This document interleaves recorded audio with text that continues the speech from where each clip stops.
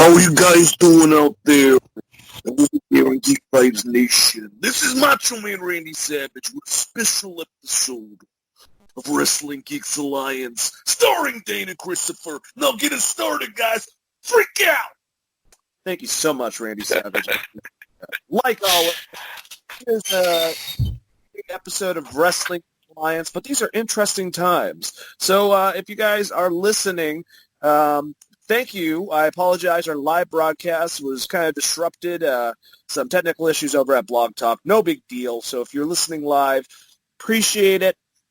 But the audio is out there as soon as we're done with this whole entire thing, which if you're listening, you already know that. Well, I am, of course, with my wonderful co-host, Christopher Brother Ray Patton. How are you doing, sir? Doing wonderful, man. We're here to give content, so if we have to use 85 different recording devices, we're going to put this shit out for everybody. Man, it's been a crazy week. How's your week? As long as we don't have to do Facebook Live, I'm happy about that, you know? Yeah, this is much better than last time we tried to do that fiasco. But speaking of fiascos, how's your week been, man? It's been interesting, man. Worked a couple days this week. Just been kind of a ghost town over here. I don't know if it's the same for you, but just strange. A lot to think about, a lot to handle. I got to admit, I'm someone, I'm not bashful, or I'm not quiet about this, I should say, that's dealt with mental, illness for a very long time. And for some reason, my anxiety has not been as extreme as it normally is. I don't expect it to be for everyone, but I think that it's a realization, Chris, that there's bigger things in the world to worry about, I guess, and also a lack of control over it. But not trying to sound philosophical or anything like that. I'm just happy to be talking about wrestling with you and all these wonderful people in Geek Vibes Nation. Yeah, I think that's totally an understandable way to feel when you look outside of the front door, so to speak, and see the entire world kind of for what it is. Also, not to get philosophical, but as a ghost town at my office as well, everyone has the option to work at home. But when there's 5 people in the office, it's kind of the same thing as working at home for me. So it's been a weird week. Hopefully, everyone's taking care of themselves, and much like you, I am excited to talk about the wrestling that we did get, and these shows in general, because some of them were a bit weird, to say the least. Yeah, they're all going to be strange in certain parts and aspects, but, that's just how it is. I appreciate, and I've said this about WWE, but also with AEW, who really had a really great way of doing it, I got to say.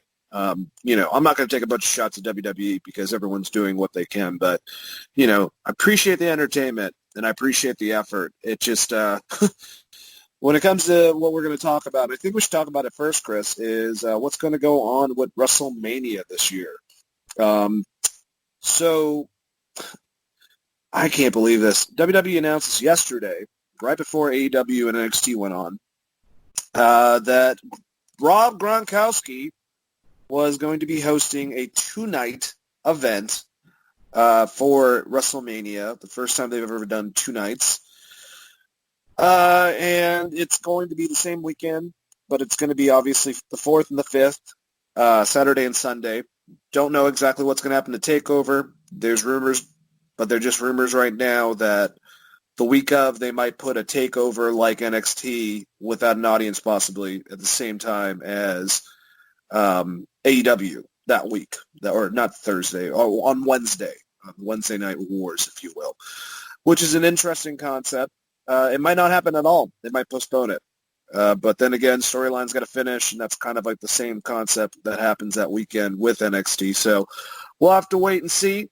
Rumor is, at least accidentally leaked from British Bulldog's daughter, that they're thinking about postponing the Hall of Fame until SummerSlam. She was talking about how the significance of how her father was so relevant with the event itself and how it would be very fitting. I don't know if WWE was very happy with her disclosing that information or she got wrong information. No idea. But all of this is very interesting. Ryan Satin reported it might be at multiple locations, and one of the ones they're trying to get a part of it possibly could be Madison Square Garden. Now, we have no idea if any of this is going to work out period. Apparently they're thinking about trying to use not the Performance Center, but actually Full Sail. But then again, Full Sail has a full ban of anyone on campus, blah, blah, blah. I don't know all the legal ramifications in Orlando or whatever when it comes to that. But there is a lot of questions out there, Chris. We have no idea what they're going to do as far as an audience. I've suggested just Vince say fuck it and just do a hologram audience, and all joking. I don't know. They can't really do a laugh track with audience. That would be ridiculous. They could try if it's at the Performance Center, even if it's at something like a Madison Square Garden or, say, at Full Sail itself. They could try to, I guess have people at it, but try to do, if you will, what AEW did by having a couple people. And we'll get into that, obviously, when we talk about that show. But when it comes to and applies to Wrestlemania this year, I guess you're trying to make, not lemons out of dog shit, basically. Lemonade out of dog shit, which is a very weird process. But, let me know what you think about the news and also the rumors around what might be happening with WrestleMania. Well, I'll start out by saying if you're a huge indie fan, make sure you're out there supporting the indie wrestlers, whether it be buying merch or whatever it is, because they're going to be hit super hard by not having this WrestleMania weekend. As we know, WrestleMania is not necessarily just a WWE thing. It's a lot of everything that goes around WrestleMania and all the different events that fans go to, whether it's like a signings or the indie shows that Ring of Honor would be putting on, or even Joey Janela's beach party or Joey Ryan's beach party. All those different things that they do. So just look out for those guys as well. As far as Mania, WWE's, and obviously much like the rest of the sports and entertainment world, is rocking a hard place, so to speak, because they're going to have dates booked for other pay-per-views that they've sold tickets to. And,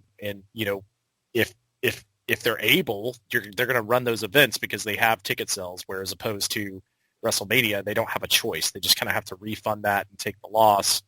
I think they're trying to, like you said, make lemonade out of dog shit, which I like. I think they're trying their best to figure out a good way to do this. The matches are going to be good. I think the WrestleMania card is actually pretty strong this year. There's definitely some things that I want to see on it. It is going to be weird not having that big feel.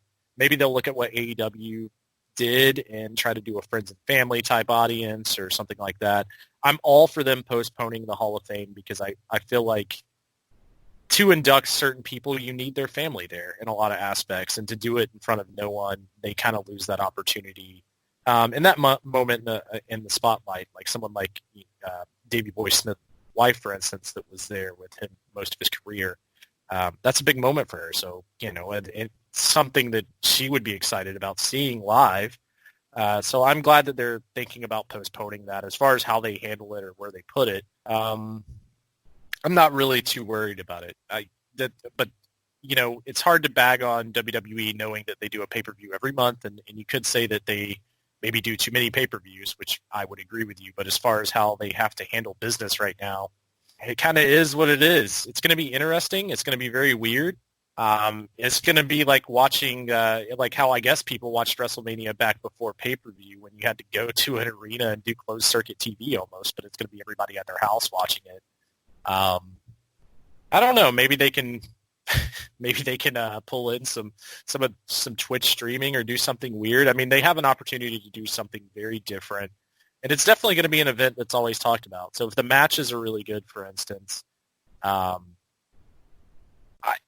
there's some great workers on this card and some really interesting matchups, and splitting it to two nights is something I've wanted them to do for a long time. So if that means you're going to give Kevin Owens and Seth Rollins like 25 minutes to work as opposed to their normal time, like some of that stuff that could come out of this could be really, really good. As soon as we can get over the WWE production of things and how they're probably going to film the crowd. But like you said, I mean, we don't really have any answers for this. I don't even think the great one Dave Meltzer has any answers for this. It's just weird, up in the air kind of thing. And like you said, they're doing the best with what they have.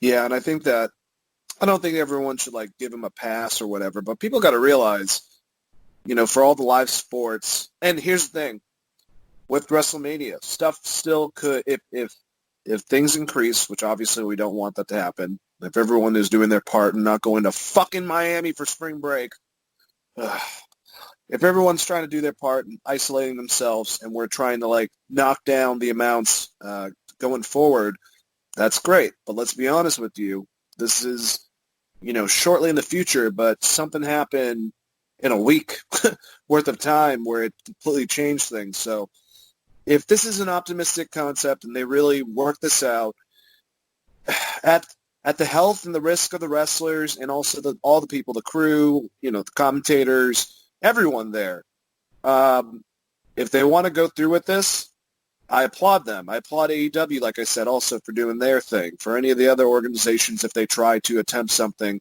going for it. Every sports league has pause. Every music festival has pause. Every major anything has pause. Disney World, Disneyland, this is bigger than that. And, not spreading infection is probably the biggest thing. Now, when it comes to Vince, is it his bottom line?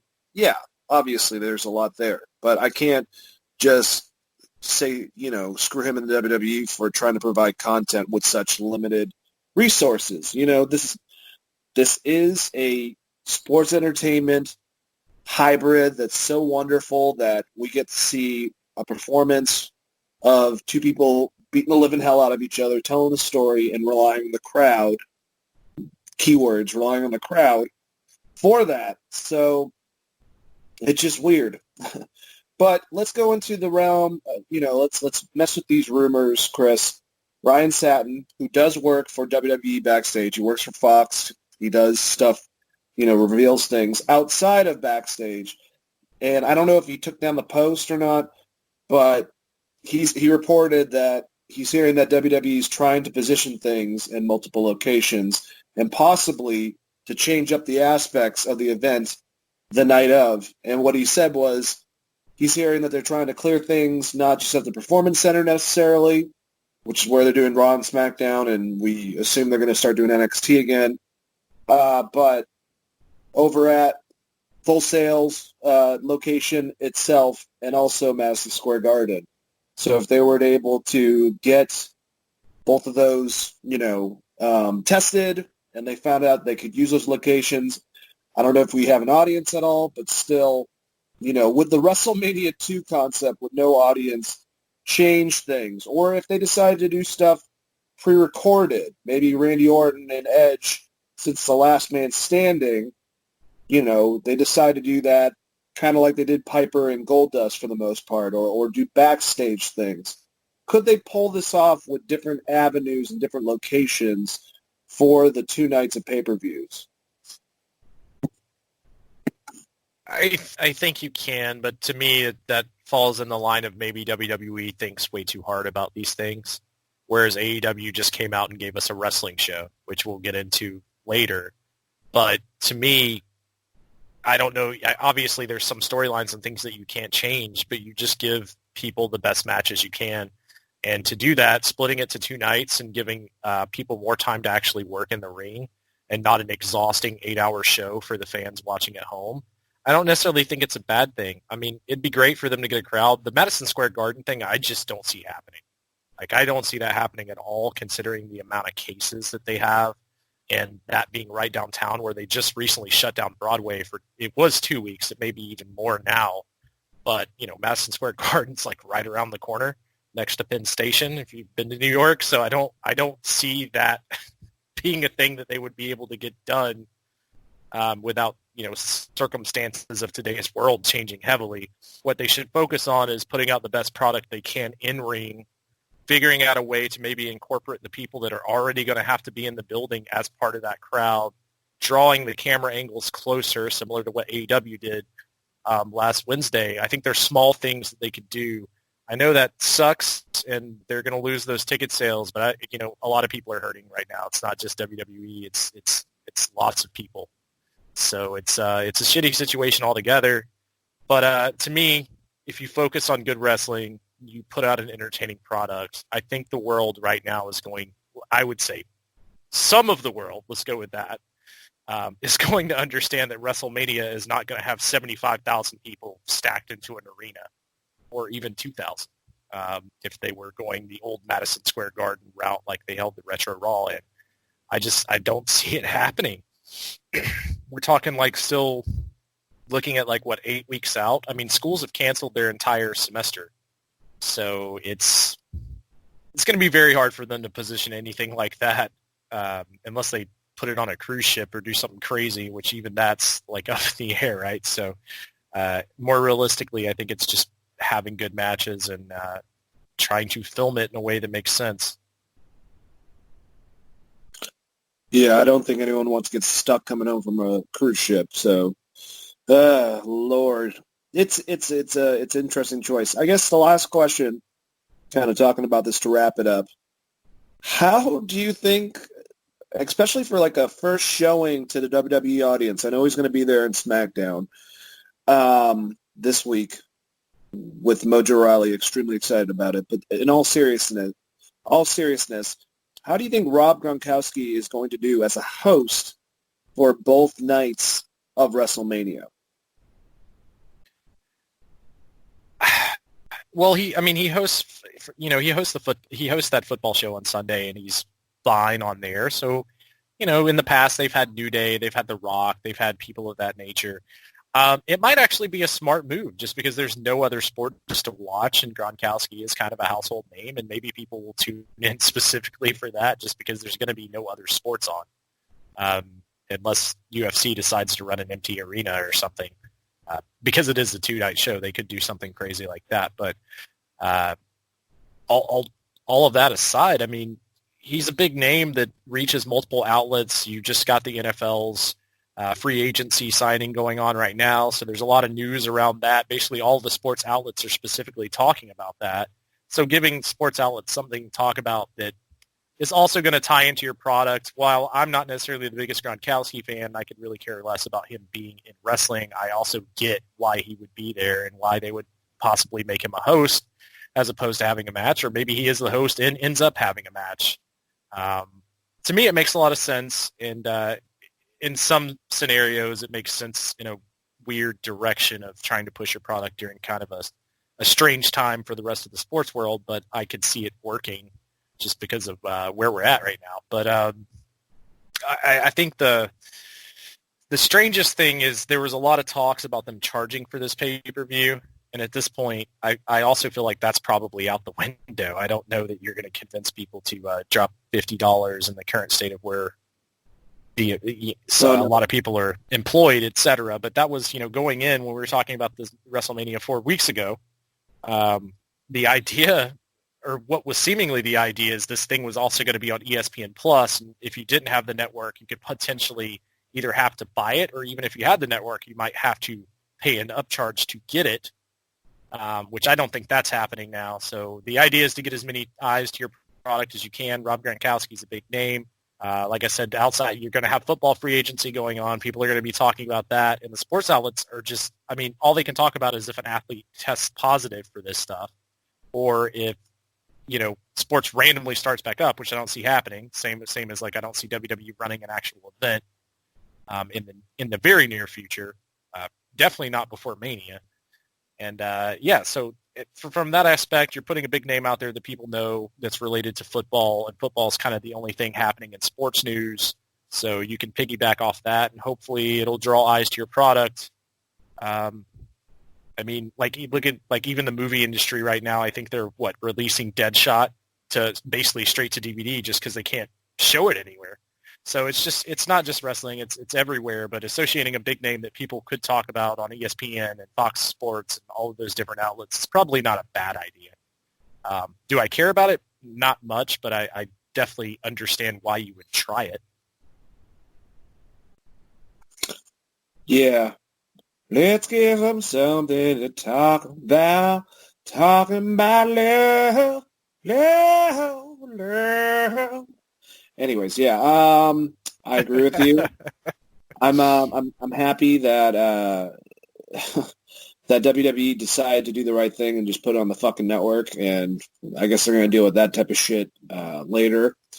And I think I completely agree with you because even my brother was like, he was talking to his friends and I was telling him WrestleMania was going to still be on. And he was like, well, that might be something for me to watch that night if it's going to be on Saturday and Sunday because, it's some level of some type of competitive sport-like concept. Now, obviously, it's very different, but my brother used to watch it back in the day, so I get that that concept. And watching UFC this last weekend, an empty, place, it was very strange. It's so weird. It just seems like it's like haunted almost with no one there and just hearing so many sounds you don't mean to, hear and whatnot. But yeah. UFC, just to speak on that real quickly before we move along, looked extremely brutal with no one in the crowd, though. Yeah, it really did. It's almost like you felt bad for watching it. You're like, oh my God, these guys are trying to kill each other with no one there. It made it very, very strange to watch. Absolutely. It was weird. It's weird hearing every element of what's going on in wrestling and UFC without the audience there. It'll kind of muffle all the sounds and shit like that. It's strange, but it's what has to be done as of right now, at least. And that's basically, Chris, the breakdown of WrestleMania. I don't have any more comments to talk about it. I think that if they try to do a different type of viewing concept, I don't care if they take inspiration from how AEW did it. I forgot the Jacksonville location, the stadium they used, concert hall or whatever. Not really a stadium, but the camera angle, maybe getting some wrestlers out in the audience like they did. I like that heel versus babyface. They don't have to exactly copy it, but give us still that big fight feel if they can to any extent. And if they have to pre-record certain things and get creative, I don't think that's a bad thing. Vince getting in his head is my worry about any of this stuff. So, we're going to have to, I guess, wait and see. Any last comments about it? Yeah, I will say AEW just took exactly what I said you should do last Saturday for this situation, which is your performers are already there. Just put them in the crowd and make the entire thing like a lumberjack match, essentially, which they didn't go to that far of an extent, but that is basically what they did. I feel like that's the smartest way to do it. So hopefully WWE follows suit. They're going to get shit for copying, but I mean, it is just the most logical thing that you could do as far as having some sort of performers there. Maybe even do like an NXT invasion angle or something for Mania that's not in the storyline cards. It'll at least give you some reason to have more people there, etc. It's going to be weird regardless, but yeah, I guess we can move on to some of this wrestling. Oh, one more thing before we get out of the news. I just thought of it. Everyone check out Undertaker's work with his tiger sanctuary, him and Michelle McCool, because Undertaker posing for photos with giant tigers is the most adorable thing for absolutely no reason. And I feel like everybody needs a little positivity in their life right now. Yeah, I definitely think that would be something to watch. I'll actually throw in there, and I have to check out The Undertaker with his tigers, but if you get a chance, former governor of California, Arnold Schwarzenegger, was at his house giving a PSA about not going out at nighttime because it's a curfew.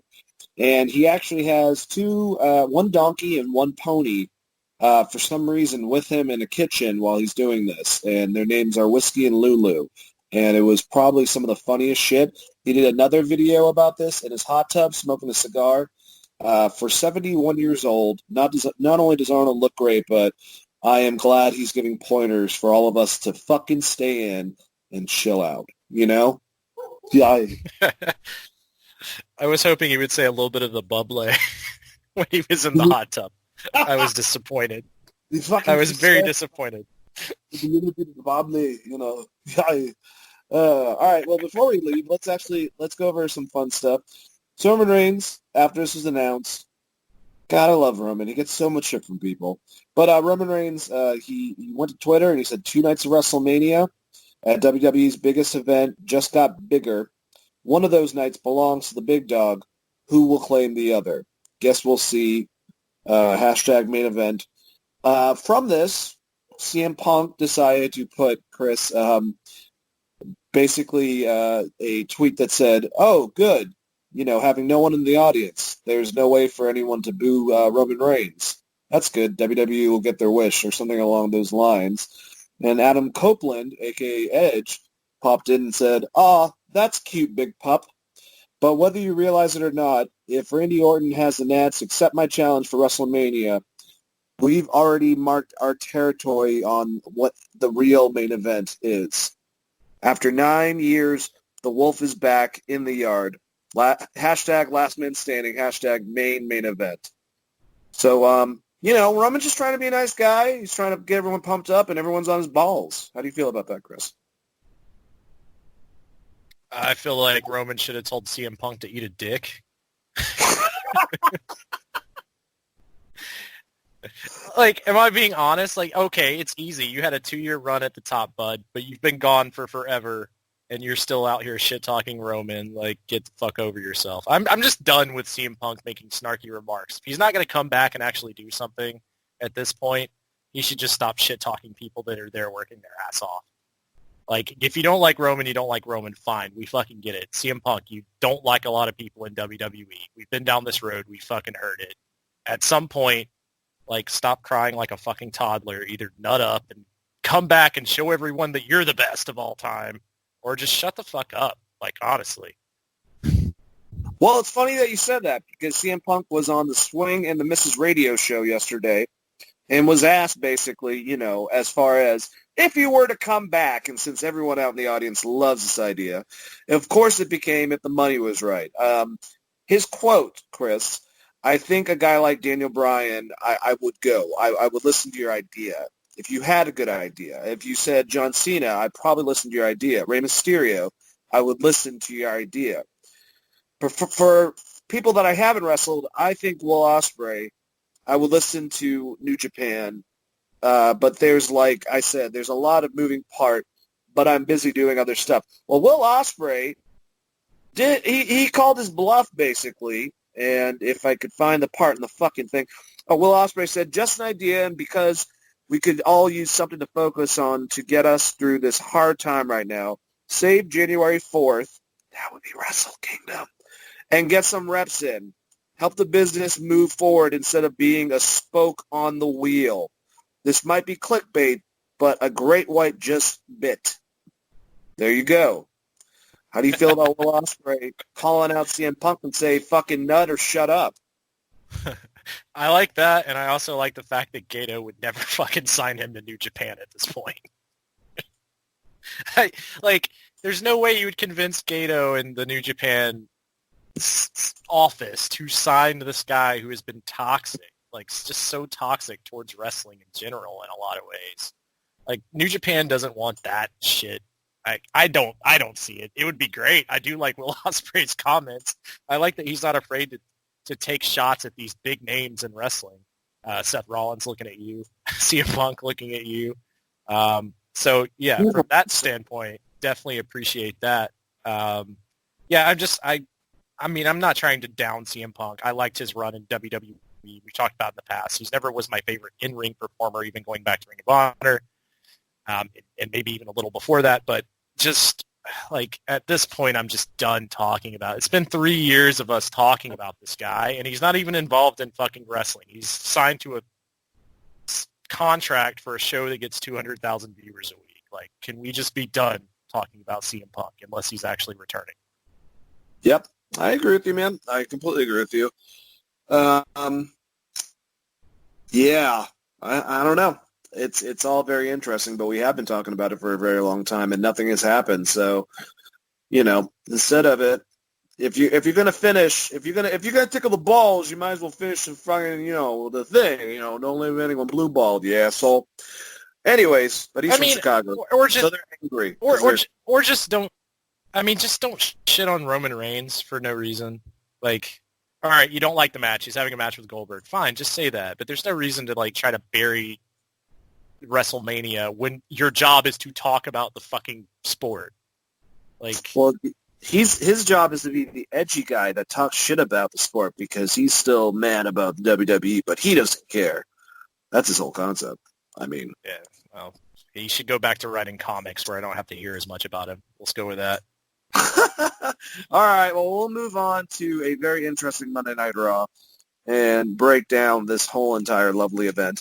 Like Friday SmackDown, this week's Raw was performed in the WWE Performance Center with no fans. Thank you, Uprocks, because for once again, we are using your amazing skills of breaking down the different wrestling events. Big fan of Uprocks, especially their with spandex, thing to find the news for wrestling, subsection, I should say. But anyways, let's get into this. Edge came out, talked about how Beth Phoenix's original announcement was going to be that Edge was retiring again, but Randy Orton didn't let her finish. Edge challenged Randy Orton to a last man standing match at WrestleMania. This is one of those situations where, God, if this is in front of an audience, it would have had much more gravitas, if you will. But Edge is so good at being an excellent in-ring entertainer. And just being able to get so much across. He's such a good actor. His eyes, I've always said that, talking about another person I forgot about how great he is with just facial expressions and eyes with Luke Harper, a.k.a. Brody Lee later. But Edge is just one of the best when it comes to showing so much emotion with such little. He's got that grit like he always talks about. But I am excited about this match, Chris. I thought for what it was, giving the performer and how good he is, he made it what it had to be. And he did a damn good job of it. It was just kind of awkward. And like I said, I think this match, if it's last man standing, put it in a different setting to change up aspects of the show. Have this be like a backstage brawl. I'm not saying do the whole Piper Goldust thing 100%, but use that as a way to kind of change it up. I mean, we watched Tommaso Ciampa and fucking Johnny Gargano destroy that place, so obviously they don't mind doing it. So take advantage of that, I guess, or try to do it in some other disclosed location. I don't know.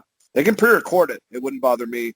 Are you more excited after this promo, given the circumstance, about Edge versus Orton? Yes, I like the promo a lot. I think Edge has been great since coming back to TV after getting the chair shots and the Beth Phoenix angle. This is one of my favorite storylines headed into Mania. I'm gonna like that match a lot. I'm fine with them pre-recording it, honestly. If they make it look really good, I'm okay with it. I do want it to start in the ring. And if I was going to allude to doing a last man standing match in an empty arena, something a little more modern would be Austin Rock during the Super Bowl halftime show or whatever. Do something like that. Like, go everywhere with it. I think it'd be a lot of fun. Randy Orton in a last man standing match at Mania makes me nervous just because if they do anything off campus, it's going to remind me of that Bray Wyatt fiasco where they started in that abandoned house or whatever.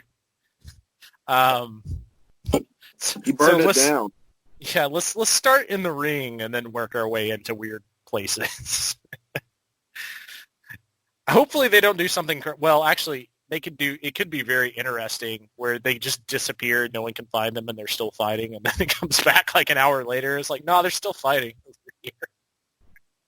I'm just kidding. Please don't do that, WWE. I was being facetious, but yeah, I'm looking forward to that match. If Randy Orton and Edge are fighting periodically throughout the night, like we lose where they are, and then like towards the end of it, they just come back out like just battered at the end of it and just beat the shit out of each other for the ending. It's just weird. Dude, this is going to be such a strange fucking WrestleMania. Like, this might literally all be at the Performance Center with no one there. It's just so weird. This could be such a great match because of that, though, because last man standing matches in general lend themselves to being in weird places. But the reason they don't do it as much is because the crowd ends up having to watch the Titantron. But in this scenario, for this match, if there is no crowd, it's the perfect time to do this stipulation. And they actually built to it so that it makes sense as a blow-off match or whatever. So I'm hoping they do something really, really neat with this. And knowing Edge and Orton, I'm sure there'll be some really, really cool spots. Orton, when he wants to be, he's such a damn good heel. 90% of the time I feel like he phones it in, but he's really dialed it up for this feud, and Edge has been absolutely phenomenal since coming back. So this match for sure is the one I'm probably looking forward to the most. And then maybe a little below that, Seth Rollins and Kevin Owens, just because I feel like they're going to give them a lot of time, and maybe they'll even have one of their harken back to their Ring of Honor days, and we'll get some crazy shit. But yeah, I'm definitely looking forward to Edge and Randy for sure. All right, we had Becky Lynch arriving to the Performance Center on a customized semi truck. I don't fucking know, man. She's Hulk Hogan. She just shows up in a fucking monster truck. But here's the thing. I mean, honestly, like, I would even say over Roman. Like, is Becky one of the biggest polarizing characters that they have built up? All this weird shit she does, she definitely resonates with the kids. People like her. Me and you, who have liked her for a very long time, and we saw her, I feel, at her peak. It just took her getting her face busted in. And then they kind of just, I don't know, just drizzled ass juice all over it. And kind of they don't know where the fuck they're going with her. Now she's Hulk Hogan. She was Conor McGregor. She was Stone Cold. She'll be Stone Cold at the end of the night. But for right now, yeah, I totally thought Hulk Hogan. That's funny that you say that. How did you I mean, that's like, that's so fucking WCW. I mean, I know, like, Austin also did it, but Austin also drove a vehicle like every other month. So, in fact, like, I don't know, man. We've already talked about it on the show multiple times, and I'm sure people are tired of hearing it. I think that I don't know what they did to Becky and why they can't just decide on a direction, but the changing it every week makes it terrible. But fans are still behind her, so good for her. Like, I feel like the fans are still behind her because they just realize it's a bad storyline, much like they were with Ambrose to some extent and, some other wrestlers that they just like. But eventually that shine will wear off a little bit if they don't do something. I mean, I feel like she has to win against Shayna, which is weird to say, but I feel like you have to do that. And I would have thought the exact difference, but given the circumstances of lately, she is one of the biggest names they have. So I would definitely think that she might have to go over Shayna, and I don't think it helps that Shayna kind of fizzled her way out, I guess, in Vince's mind, which is stupid. Well, then again, she was so dominant after that rumor in Elimination Chamber, so who the fuck knows about that? But my question to you is Becky Lynch, if you're not counting past people like Brock Lesnar, John Cena, is she the biggest person out of this generation of wrestlers, like marquee-wise, I guess? Like, it's going to be her and Roman, and then maybe Bray after that? I don't know. Is she beating Roman is what I'm asking you, like, overall? I mean, isn't Daniel Bryan still more over than all of them, though? The funny thing is, I now, because of what happened, kind of consider Daniel Bryan in the past bracket. Like, obviously he isn't, and he got injured, but it's like, since he got injured, it's like he turned him into a legend, if you will, instead of as a you know what I'm saying? Like, the way that they book him, like his championship, he gets people, Yeah, I just mean as far as the fans and the crowd going, I feel like Daniel Bryan is still more over than Becky. I could be wrong on that, but just from watching at home at least. Oh, he is. But is he a past legend, and that's why, instead of opposed to being one of the bigger ones out of this, the modern, I don't know. I mean, saying that, it's like, it's not that long ago when Daniel Bryan was on top. So, New Day, right? Yeah. Like, I mean, the marquee name's actually the New Day at this point. Yeah, no, I mean, out of some of the people that you named and the people that they're trying to push as big names, I feel like that she's definitely there, but the star is kind of fading for a lot of fans, especially the diehard fans, just because of the way she's been booked, and the biting angle didn't help. The fact that she was thrown into that weird match with Baron Corbin and Lacey Evans, and the Lacey Evans feud, and now she's trying to rekindle her badassness whilst losing to Asuka like 3 or 4 times in a row. I would say some bad booking has probably turned some fans a little sour, but she's still beloved. They're not turning on her like, it's not like Roman where half the crowd, because they're weird, hates Roman and half the crowd loves Roman. I don't know. I would say yes, she is probably their biggest marquee current superstar. But it also points to the fact that they don't know how to keep a star anymore, and that they have very specific ways on booking someone as a star once they get to that level. I can agree with that. Yeah. I think that's definitely a good way to break it down, DX style. But Becky, I think that not only that, I think the Rhea Ripley Charlotte match is kind of taken my eyes when it comes to the two women's championship matches, and we still have no idea who the fuck's going against Bayley. Or it's so weird. Now they have 2 nights, so now it's like beforehand I was like, just go down to the bare minimal. Just don't worry about it. Just like have a really stacked matches, the ones that we know about. You don't have to add anything to it. Sorry, this year especially, you don't need everyone on the fucking card. They're not doing the Battle Royal. But now that they have 2 nights, like, I guess just fucking, Do you think that this pay-per-view, Chris, is going to be like 3 or 4 hours both nights? Like, he's going to try to pack shit in? I mean, I'm hoping that it is 3 hours both nights, but with longer matches and less of a pre-show. Because I think if you split it up that way, I still think you can get some really good matches and really entertainment. You'll get people to come back. If the first show is really good, people will come back for that second show, just because there's going to be nothing else on. Like, unless you're just watching Netflix or something, like, what the hell else comes on Saturday and Sunday? Sports. What is not happening right now? Sports. So they if they bomb this one, it's like, in some ways they're on fault, because there's not a stiff competition going against Mania this year. I will say this, and go ahead, Becky Lynch fans. You can at me at Chris R. Patton on Twitter. Oh, no.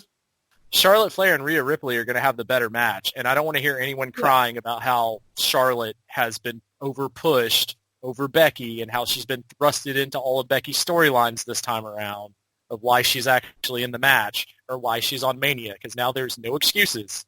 No excuses for who's going to have the better match, who's going to come out looking like the bigger star out of that match. So, like I said, Becky fans, you can go ahead and at me on Twitter, but I'm going to go ahead and say it now. The Rhea Ripley-Charlotte match is going to be fucking great. The Becky-Shayna match is going to look like a weird match, because Becky, outside of wrestling Asuka, hasn't wrestled anyone of any note in a while. And her, like I said, the star's kind of fading on her, so we'll see. Yeah, very interesting, and I agree with you. I mean, Charlotte's going to bring Rhea to a great match. Rhea's already a very incredible in-ring performer. Nothing against Shayna and Becky, but for me, them two doing their thing, I'm very much looking forward to that. Anyways, I guess let's move on. Next, they showed the 2020 Men's Royal Rumble match in its entirety. They kind of like just went into it, and they were talking about Drew McIntyre's dominant performance in the end of it, and Brock Lesnar at the beginning, and then they just showed the whole entire fucking thing. I get it. I think they're going to have to keep on doing this. I know a lot of people were upset, like I said, with NXT about them, doing some more documentary stuff to kind of get the fights up. But I think they're conserving their performers. I think that they're trying to figure out shit. And maybe even like Vince at this point's like, don't have it at the Performance Center, don't have the NXT thing, overshadowing Raw and SmackDown, since they're in the same exact bare, essential concept. But yeah, I don't know. It was interesting. Do you think it was a bad idea for them to replay the 2020 Men's Royal Rumble for a section of time? I think if the fan base was larger, I wouldn't have as much of a problem with it. But like WWE's ratings show that it's a lot of just diehards. And I would say probably 70% of those people watched the Rumble to begin with. So I don't know how many of those stuck around to actually watch. It'll be interesting to see what the ratings look like, to be honest with you. If the idea was to draw in casuals, for the Rumble showing, I think I would have announced that I was showing the Royal Rumble in its entirety for free, and then prompts the network and promoted it a little bit harder than what they did, because it was a little random on the show. And I definitely tuned out because I've watched that Royal Rumble twice already. Didn't really need to see it a third time, especially not with commercial interruptions. But yeah, I mean, they did the same thing on, what was it, SmackDown. They showed the Hell in a Cell match, the tag team Hell in a Cell match, and to me that, you know, it makes a little sense. But Rumble's been out for like a month, so everyone's kind of seen the highlights anyways. Where Hell in a Cell, they were coming off like a 1 week break from that pay-per-view. Yeah, I don't know. It's weird. It's hard to say because they could have just went what they did well, actually, they kind of did that on SmackDown, but they tried to have those matches, and it just, like, they felt very weird, especially them coming out to, like, a 15-minute promo on SmackDown. My wife was like, this is like a high school play that no one paid to see, and she was spot on, and it's not the performer's fault. It's just when you're used to a crowd reaction and you're out there trying to cut, you know, diss promos on one another that are written by writers, it's just going to be bad. But yeah, I didn't have a problem with it. I mean, it's a 3-hour show. I don't know what else the hell they were going to do. They're not going to have wrestling for 3 hours. I mean, like I said, if you really wanted to make a good show, you'd put all your best people in like a tournament or something and give them 15-minute matches, like have Ricochet versus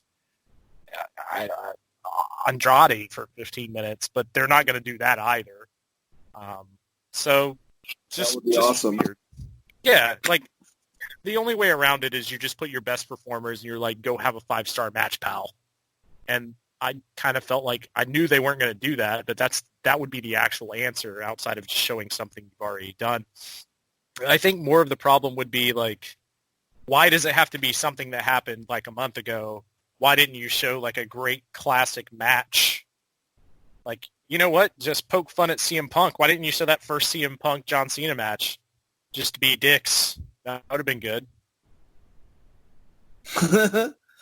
Yeah, that would have been a very interesting way to do it. So they had 2.335 million viewers. They were up since mid-February and good from what Dave Metzler said. And apparently the some of the down segments, one of them was the AJ and Undertaker one, and the other one was Becky Lynch's little promo. And of course, the most viewers they had was actually in hour 3 when Stone Cold came out for the 316 thing. So that was good. They were able to keep people waiting in anticipation for that third hour at the end. But Austin always fucking bumps the ratings, man. I guess that's what it means. But before we go into the AJ Undertaker storyline, which I actually liked what they did, what do you think about that rating and the fact that Raw had some decent viewership this last week? I mean, good on them. I thought it could have went one of two ways with them showing the Rumble, because the Rumble was so long, which is either people would be into it because there's nothing else really to watch and maybe they hadn't seen the Rumble, or you would have had like all the diehards just tune out. But I guess if you're still watching wrestling on Monday Night Raw, you just stay in, I guess. And like I said, there hasn't been really any competition. I don't know. Yep. That's a good rating for them. I mean, like I said, if it was me, I just wouldn't have shown something that just happened a month ago necessarily. I would have maybe done some classic things, especially if you're just trying to draw eyes to people who are stuck at home. Like, show an awesome Stone Cold Steve Austin match, like Steve Austin versus Bret Hart, or do something and explain why it's important and then loop it back to whatever's going on in current day. I think if you're going to do a show like that, you could definitely just do a highlight reel show with some interesting promos around it, and maybe how those wrestlers were inspired by them. But if fans dug it, I mean, if people stuck around for it, good for them. I mean, I didn't expect that rating, and I hadn't looked at it. So good on them, man. Yeah, I'm wondering if they're relying on people that don't have a lot to watch, that are going to Raw and then giving them a free option like that, like with the Royal Rumble that just happened. Like, oh, shit, that's on? I don't know. But I agree with you. You might as well advertise it then. Go over Facebook, fucking, just give a lot of information to let people know they're gonna give this match away for free. I think, and they're not going to do this, it's kind of like your idea with the tournament, which I love that idea, Chris. For the Hall of Fame, especially if it's extended to SummerSlam. If you don't have a lot to show, do like a little mini, clip thing about a certain wrestler, and then give something like a match, like with Davey Boy Smith. They could show the Wembley match with him and Bret Hart at SummerSlam, or with the NWO, they can do like a little segment showing you some of the highlights without, throughout them doing whatever, and maybe the Sting versus Hollywood Hogan, match. And like, there's a lot of creative things they can do, grabbing from their network and putting on their program that won't make it so boring and repetitive, especially for people that are going to go and watch it like me and you and don't want to watch the Royal Rumble for the third time. Maybe fourth. Yeah. I mean, we're obviously ultra diehards, but if you saw the Royal Rumble once, all the surprise guests, you've seen it. I'm surprised that people stuck around as much as they did. But like I said, I mean, I don't know what the competition was. Like, I guess 911 was on Fox or something. Like, that's kind of probably it. Yeah, just good on them. I mean, it worked. I just would have probably promoted it a little harder. And I think going forward, if this thing is going to draw out, utilize the great matches you have in your back pocket. Utilize all the stuff you have on the network. That's the one thing WWE does not lack is content. If you go to the network, there's tons of good stuff you could watch on there if you haven't seen it a billion times. And like I said, especially with the Hall of Fame, I like your idea there. You could have like wrestlers that were inspired by these wrestlers break down the match, almost round table style or something, or commentary style. And I think a lot of people would dig that. But I don't know how the casual fan would feel. Maybe the casual fan's like, I'm getting pay-per-view for free. I didn't have to buy the network. That's awesome. But they already did Hell in a Cell, or they already did Elimination Chamber. Sorry, not Hell in a Cell. They just did the Rumble. Unless you're just going to show them stuff from last year's Mania or SummerSlam, I don't know where you go from there. So to me, you just start lining up your best matches. You look at maybe the Dave Meltzer scorecard, and you're like, okay, let's show these, promote them ahead of time. And maybe for the people that missed it, they tune in and watch it just because they know the people that are involved. Hey, there's no reason why people, can't get exposed to Randy Savage versus Ricky Steamboat WrestleMania 3 for the Intercontinental Championship. So, and plus many, many other matches. You said WrestleMania 13 with Brett and Steve Austin. Shit, fuck. I mean, there's so many amazing. Yeah. I love all of that. I am such an old school fan. I can do that. I can definitely watch that. It just diminishing returns with showing stuff that diehard fans, like you said, have already watched. All right, let's talk about the next segment.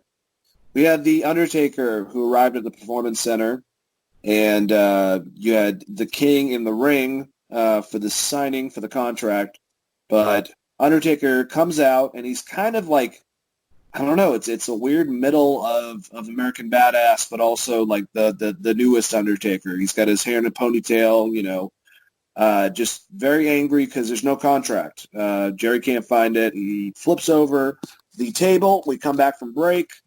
Undertaker is just hanging out there, and AJ Styles and the OC show up on video to insult Taker. I don't remember some of the lines that they said, but AJ actually hit him. AJ's been great in this, man. AJ, I know from what people have said that he wasn't the greatest talker back in the day, including friends of his like Matt Morgan on Wrestling Inc. Has said this. Like, he was never known as being a talker, but I think that the last couple of years he's definitely honed. He's definitely, or even in New Japan too, and the interviews that I've seen with them, he's definitely zoned in on a certain style, a certain cockiness. He comes off better as a heel, and I just liked that. After talking all that crap, he made Gallows and Anderson take the documentation that he signed for the contract for the match to The Undertaker, who, of course, put the lights out, put him on, a little bit of silliness behind the OC, and then signed the contract and stuffed it in Anderson's mouth to get back to AJ. The segment, I thought it was fun. Undertaker looked a bit weird. He's older, though. I don't know what look he was exactly going for. He kind of looked like if my dad tried to figure out what he used to wear and then try to put it on, but just didn't have the same results, if you will. I don't know. Sorry, Dad, if you're listening. But it was awkward, but it was still The Undertaker, and I enjoyed it, and I liked AJ. How did you like it, Chris? I liked it just fine. I mean, I thought it set up the match perfectly. It's just building on the storyline that they already have. I do think it's still weird that AJ is taking like personal life shots at Undertaker. But then again, Undertaker has been more on Twitter and Instagram, and he's doing the Save the Tiger thing, and maybe we are going to get the American Badass Taker, or just something in between what that was versus, the Dead Man. You know what? I'm fine with it. It's the fucking Undertaker. Him and AJ are probably going to have a good match. I like the build so far. Sucks for Anderson and Gallows because they're just there to get demolished each week. They're but good. to be fair, they've been there to get demolished each week for the past 4 months, so it's really hard to get upset about. Yeah, and they're such a great unit, but you're definitely right about that. So we had a pretty awesome match, I would say, with Rey Mysterio and Andrade, but it's the same thing that me and you have been saying for a long time. They keep on taking one guy out of the Latino, wrestlers that they have, and just keep on going to a series of matches that don't go anywhere. By now, you should have had a tournament. Throw in Ricochet, throw in Cedric, throw in a couple other people. Kind of like what Chris was saying, basically, just specifically for the IC belt, and keep Andrade out of it. And kind of or the U.S. title, I should say, and keep them out of it, and just see where you can go with it. But that's not what they're doing. I think that the whole match, though, was distracted by some amazing commentary from Asuka while she was just going off in Japanese, and I loved some of the interaction with the King and her, where the King was trying to explain what she was saying. I thought that was really funny and charming, but in today's world, I'm sure someone got mad about it. But I thought Asuka was great here, and they had a good match. This is going nowhere with the U.S. belt, right? Seems that way. I mean, it seems like Angel Garza versus Andrade, right? That's the feud they're trying to get to. They're just getting to it in a very roundabout-ass way. But I mean, this sets up their elbow. Yeah, I guess so. To me, this does set up the perfect idea for a tournament. Like you said, this is you could give a big match feel without the crowd being there if it actually means something and you get a number one contender out of it. But once again, that's just maybe outbooking what they're trying to do at Mania. I still feel like it's going to be Angel Garza versus Andrade with a feud over Selena Vega, because they're not going to acknowledge the fact that Selena is actually with Aleister Black. So they only want to be realistic when they want to be realistic. But yeah, the match was good. To me, you could have just done Rey Mysterio versus Ricochet and harken back to that Lucha Underground time when they were having those great matches. And if you're just going to throw random shit together, you might as well throw me a good match I haven't seen yet. Yeah, that would be nice. Like I said, when the fuck can we get Rey Mysterio and Ricochet in something? Just a match. They perform great with each other. I think they've had 2, maybe 1, since they've both been on the same show. Fucking ridiculous. All right, so Becky Lynch came out. She got a promo on Shayna Baszler and how she, as long as she's champion, Shayna's life is a lie. That Baszler, just is not on her level. The same stuff that she has been saying, honestly, which is not bad. I mean, she's just doing that angry Irish woman. I am going to be the fury within your life. If I could do an Irish accent, I would try, but that's not happening. And Baszler was angrily watching her on a monitor backstage. I thought this was fine. How did you like this, Chris? I thought the promo was okay, but the segment itself sucks, because why would Baszler even be in the building if she's not having a match? And why would she not come out and destroy Becky like when she tried to bite her neck off? So from that standpoint, I thought it kind of sucked, but the words Becky was saying, it fits with what they've done with her character recently, so it was fine. I don't blame a lot of this on her. Like, say you're the man, say you're the champion, remind everyone that you're the champion, and then, like, leave. She did. She nailed to perfection, probably for what they asked. Yep, I agree. Well, then we have Mr. Kevin Owens, KO, spoke about liking WrestleMania being relocated to the WWE Performance Center because he wants to defeat Seth Rollins in the same building where he believes he earned his place in WWE, winning the NXT World Heavyweight title. A lot of people don't realize, with Seth is that he was in NXT, but it was during the stages when it was FCW, which is where he came from beforehand. So it's a little bit different, actually. And I mean, Kevin Owens is kind of the first big, I would say, NXT guy. And I like the promo. Kevin Owens is great. And at least, like I said, he's trying to make, lemonade out of dog shit, right? Yeah, I mean, I like the fact that he pointed out where it was going to be and then put it over, as opposed to what Triple H was doing, like, hey, no one's here, bud, on the NXT show, I believe it was, or on SmackDown or whatever. At least Kevin Owens is trying to, he's like, hey, this is the reason why I want to beat his ass here.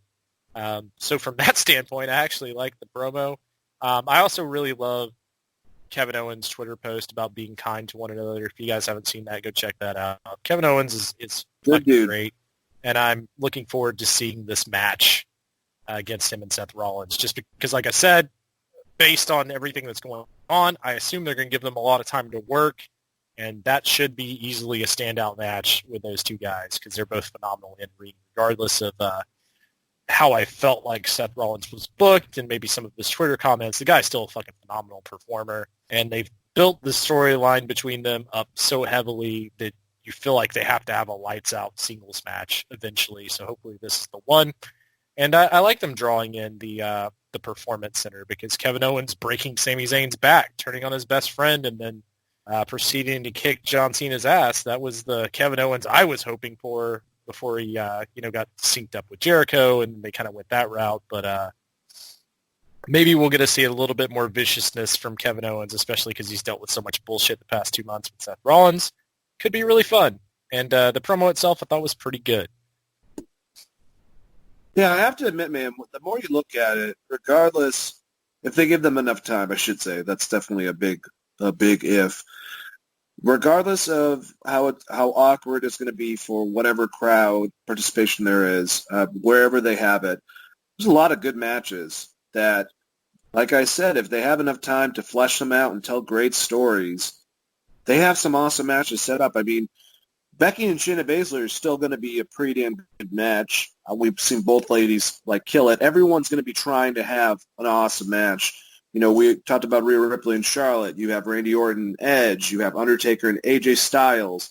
Goldberg and Roman Reigns is a big marquee match, but it's still, I think they're going to pull off something. I think Roman can really get something out of Goldberg. If you look at the Intercontinental title, who all is involved in that, they should be able to get a good pairing. Same thing with the tag. Same thing with the U.S. title, and all the other matches that they've already lined up. I think that Seth Rollins, obviously, and Kevin Owens included, they have potential, I would say, given the circumstance, to have a very, very talked about WrestleMania for different reasons other than, obviously, the pandemic. Yeah, I mean, they're used to wrestling for a handshake and a hot dog anyway, so shouldn't be any problem for Kevin Owens and Seth Rollins. They just got to harken back to those early days of pre-Ring of Honor and get shit done, I guess. Yep. All right, so since it was 316, Stone Cold Steve Austin showed up, and he came to the ring, and before I go into this, could you have just given Stone Cold directions and let him just do his fucking thing? Yes, but WWE kind of likes to pigeonhole themselves, I guess, by having to have everything mean a certain way. And The whole thing with Byron Saxton, I think Byron was very charming. He was funny with his reactions of Stone Cold declaring it 316 Day as a national holiday and wanting to like give it like different things like, you know, being able to drink starting at noon, and he was giving him a score. But it was just fucking weird. And honestly, the best part of it was when Becky came out and they were able, after Stone Cold gave him Byron a couple stunners. Byron being a great sport, obviously.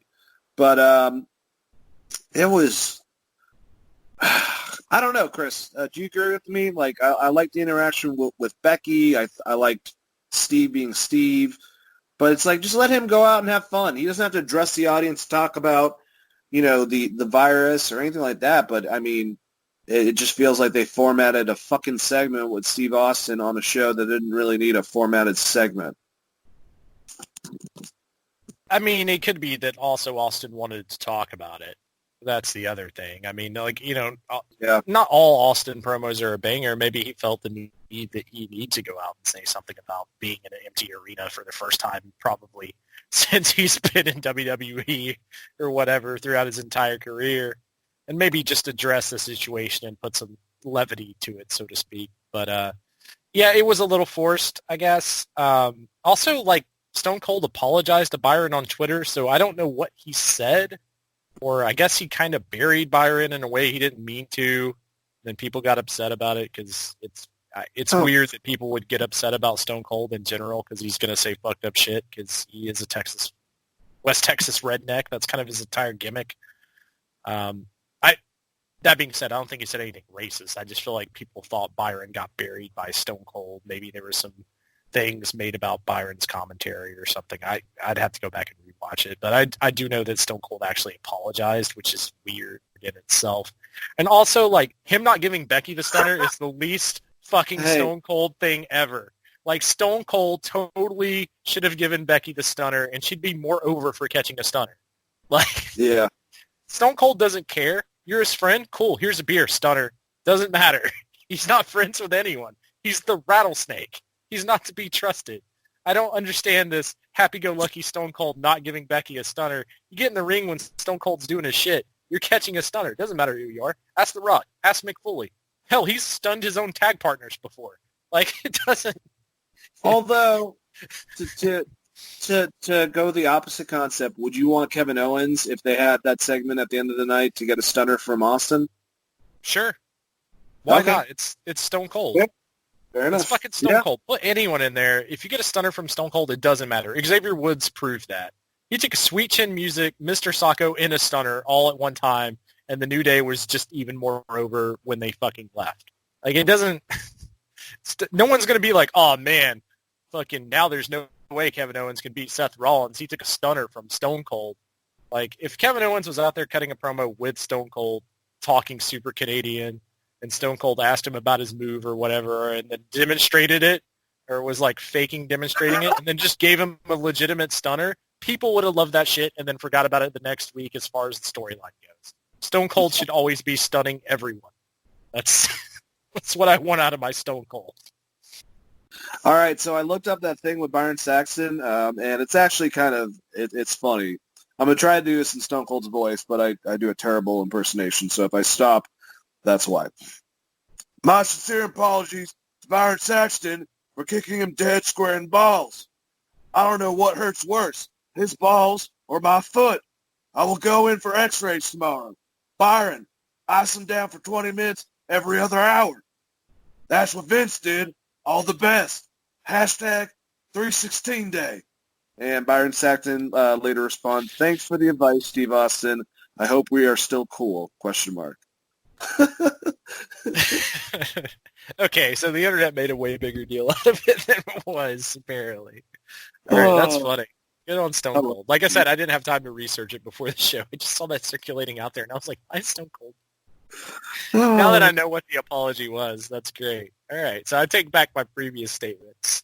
That's awesome. Stone Cold's great, man. I just wanted to make sure to see what the details of were with it, but apparently, you know, just like he split his foot open and broke his toe on his balls. So that sucks for Byron. It's like when he was, there's this one podcast, Stone Cold was doing. It's one of the ones where he was by himself and he just rambles for a long time. But he's talking about singing Michael Jackson in the shower, and he falls and the loofah goes up his ass, and the fireman had to come get him out of the little trailer shower. It's like a 20-minute endeavor. Definitely check it out. I remember him explaining that. He's like, oh my God. And hearing him like Austin, like, yeah, that's what I said. A loofah went up my ass. Oh my God. Oh God, I love you, Stone Cold Steve Austin. 316 day every year. All right. So AEW Dynamite. I think that me and Chris can both agree. I think that AEW just had it's because they had like a more open arena, because apparently, like I was saying earlier, WWE, for whatever reason, I guess because it's a part of the whole college campus, can't use Full Sail's, arena like they normally do for NXT. I don't really know the details that well into it, so that might be bullshit, but that's why they're using the Performance Center. And the Performance Center compared to, I forgot the Jacksonville Amphitheater that the Khan family owns, that they had a pay-per-view at, that they had their show at, it's just a different atmosphere. And they were able to take their heels and put them on one side of the place and take a lot of their baby faces. Not too many, just a couple, just enough. And they had the crew around them, on both sides, so it looked like there was more people there. And, even if you had the heels on one side, just doing some stuff, doing some illegal gambling during the show like MJF and Sean Spears were doing, it seemed more open. It seemed like the camera direction was at the ring and wasn't on the audience, so it didn't really make it look as weird. And it just seemed like they had like more to play with, if you will, within that little amphitheater. And as long as they're being safe about it, that's the thing, is like Dave Metzler was kind of concerned about both WWE and AEW, is just the fact that like, there's checking with fever and stuff like that. Like, I hope that they seriously are doing this the right way and making sure, because even though there's not that many people there, it's still at either show. There's a risk involved. And I guess that's what we go into with all of this, no matter what. So I get it, but AEW just kind of made it look like it had a bigger feel to it than WWE was able to pull off at the Performance Center. And I don't think it's not as fair, due to the location, but I don't know. I loved it, man. I loved how the heels, it kind of reminded me of like if Batman was forced in this like, some type of fighting scenario thing, and his rogue gallery was in the audience betting on people beating him in some gladiator like fight or some shit. Like, I thought it was really fun. And when they got Tony Schiavone in on the betting, that was pretty fucking funny. Am I crazy for thinking this? Like, I'm not trying to... WWE had what they had to play with, Chris, but at the same time, it's like AEW just pulled off a better presentation, I would say. I think the presentation is dead set on where they did their camera angles at. If you look at a lot of those matches, they were filmed, instead of filming from the side, like hard cam, like WWE normally does, they filmed a lot from like towards the stage, an open arena. So they took away the aspect of like, here's an empty crowd, whereas WWE kind of leaned into their normal stuff. If you go back and watch SmackDown, you'll see exactly what I'm talking about. So some of it was just cinematography, but also building the storyline of like, the reason the heels are out here is because they're gambling and they're drinking wine and they're scumbags. Built into the show. Also just the common voice of Jim Ross being there, I think meant a lot. And the way Cody came out and addressed the situation before the show with his opening promo, which I thought was really good. It wasn't all like, hey, like, this is what's happening. But, he got to the wrestling piece of it to build up to the pay-per-view. But I think he did a really good job of handling that. And WWE doesn't really have that guy. As much as they tried to do it with Austin, like, Austin's not really that guy. That's not what wrestling fans want to see. Whereas Cody is kind of the ultimate babyface right now. So him saying, America standing together, we need to stand together, whether it means standing apart at this point in time. Just some good lines in there for Cody. I think that kind of set the tone of the show and what the show was going to be. Tony Schiavone was great in his role. it built to the pay-per-view. There were some phenomenal matches. And once again, like as far as watching it on TV versus like what SmackDown was, for instance, you're going to get crazy spots out of AEW. And the way that, I mean, the people that they had out there reacting to it, even the small things they did later in the show with Sammy Guevara singing Judas on the microphone like he was the crowd, just really added shit to the show that was like such small things, but kind of made it feel like you were watching something important or at least being entertained by it, as opposed to like, oh, I'm watching a recap of a pay-per-view, or, okay, here's a sit-down promo, I would expect this, or, okay, here's this really weird women's tag match where they're just going to pretend like the crowd's there. It didn't have that aspect. It's like they came out and acknowledged it immediately. Then they made reasons of why the people were out there, and the people that were out there built towards the pay-per-view with their feuds. So like Dark Order comes out, you have SCU, right? There was so many different interactions like that of why it made sense that they would be out there watching it, especially in this empty arena. And I know the setting was a big deal, but they really were, I mean, they cut off like, they were 20% into that arena. So every once in a while you get a shot and you would just see blank nothingness. So I'm not going to give WWE a pass because they decided to film things the way they did, so to speak. I'm not going to say what they did was wrong just because it's such a weird situation, but it could have been done better, and I think AEW proved that. It's not like they put it in the middle of this arena and stacked it with their entire staff or anything. It was, they just filmed it better. It was just a better show. And I think the reason it was a better show is they're like, you know what's cool? Good wrestling. Here's some wrestling matches. We're still building towards our pay-per-view, which is still like 3 months away, as opposed to WWE. They're like, we're building till Mania. I don't know. Here's Rumble. Yeah, no, I agree with you. That's a very, very good point. It really did have like a different feel, like a night and day concept. Like one, like, we've said before that your wife said it looked like a play, but AEW, if they can, I hope that they take advantage of this and maybe use this weekend. If no, and this is kind of something that aggravated me about, and you brought this up with the last SmackDown, the how they didn't realize in some foreign countries that were recording, that during the commercial the women took a break or whatever, and if what I'm trying to say is with AEW, if anyone decides to record just some of the stuff up front now, maybe use this weekend to get like a couple weeks ahead, as long as we don't have to worry about some douchebag fucking leaking that out, go for it, man, because who knows if you're going to be able to do whatever. Question I have to you, Chris, along with that, Blood and Guts, given the circumstance, and that's supposed to be the next week, the little mini pay-per-view War Games, there really can't be any blood, based on everything that's going on. I don't know if that would be the most intelligent idea.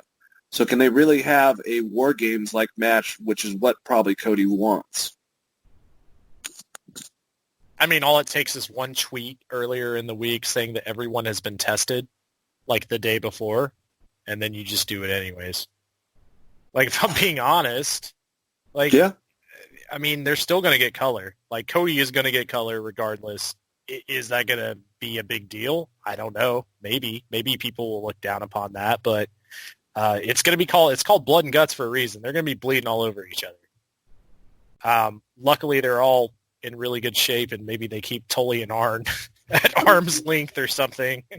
JR has to do it from a trailer somewhere in the back as far as calling the matches, but I'm assuming they'll do something like that. They'll be probably doing testing every day before the event, and then they're just going to do the event as they normally would, just with an empty crowd. I mean, I don't know what other choice they have. I mean, they could just give you fake blood, I guess. I mean, does it even matter if anyone gets color? Like, I don't think it does. They're going to give you a high-quality match versus NXT, and looking at what WWE's done thus far, you have to feel like the wrestling is all going to be on AEW, so you're going to have a lot of people jump ship and watch that, I would think, with what they've built. And I don't think you necessarily need the color. You're already going to have 2 rings and a still structure. If no one gets bloody, who I don't think anyone's going to give a shit. It sucks that they named their pay-per-view that, but if they decide to do that, I'm assuming that earlier in the week we'll get all of this social media tweets from Cody and AEW and the Young Bucks and Kenny Omega talking about how everyone's going through rigorous testing. And I mean, there's ways to do it. Do I think it's necessarily a good idea, and will it probably be shit upon? Yeah, of course. But I mean, people are going to complain about everything, right? So just don't do it. Don't do it at all. Like, you don't need it. You're going to have, like I said, you're going to have 2 rings with a giant cage structure around it. People don't necessarily have to get color. You can do cool table spots. You can do people leaping off the top of the cage. I mean, the athletes they have in there, like Kenny Omega, for instance, I'm sure he's going to be able to do backflips and shit all over the place. You got Ortiz and Santana. Like, there's tons of things they can do without having to do a blade job. Yep, I agree with you. I think they can figure out something else, or like you said, they're just going to be very open about, what's going on with them. They'll handle it intelligently, I would say. Let's get to the opening of the show. The show opened with a promo from Cody Rhodes talking about not wanting to live in fear of the global pandemic, which then pivoted quickly to a bit about needing the elite to be the elite at Blood and Guts. Basically, he was just saying how, like you said, all of us being divided but still together, if you will, and the world itself, needing that kind of philosophy of us still trying to be one, if you will. It's a good, really uplifting speech. I thought that it was a really, really great promo. He then used that as a way for him to go into each member of the elite. Matt Jackson came to the ring. Kenny Omega followed. And Omega talked about how scary the real world situation is and how there might not even be a Dynamite next week. So they're going to go out. He wants to go out with the elite. And Jackson called out to Hangman Page to ask him if he were to be back at Blood and Guts with them. And he came out there, had a little, looks like scotch on the rocks or whiskey on the rocks or something, took a swig of it, and then pointed the glass at them. The elite then turned out the lights, and a bunch of pyro started to start off the show. Thought it was a really good opening.